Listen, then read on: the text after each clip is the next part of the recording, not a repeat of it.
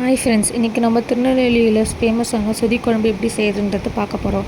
அதுக்கு இன்றைக்கி நம்ம எடுத்துருக்க வெஜிடபிள்ஸ் வந்து கேரட், பீன்ஸ், பட்டாணி, உருளைக்கிழங்கு, அதுக்கப்புறம் முருங்கைக்காய். நீங்கள் எந்த வெஜிடபிள் வேணாலும் எடுத்துக்கலாம். அது எல்லாத்தையும் நல்லா நறுக்கினதுக்கப்புறம் ஒரு கடாயில் தேங்காய் எண்ணெயை ஊற்றி அதுக்கு ஒரு ஸ்பூன் கடுகு போட்டு புரிஞ்சதுக்கப்புறம் சின்ன வெங்காயம், கருவேப்பிலையை போட்டு நல்லா வதக்கிக்கணும். அது வதக்குனதுக்கப்புறம் நம்ம வெட்டி வச்சுருக்க காய்கறிகளை ஒன்று ஒன்றா நல்லா சேர்த்துக்கணும்.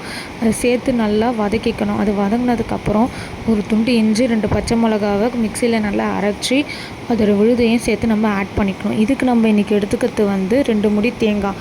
அதில் முதல் பால், 2ஆம் பால்னு 2 பால் எடுத்து வச்சுக்கணும்.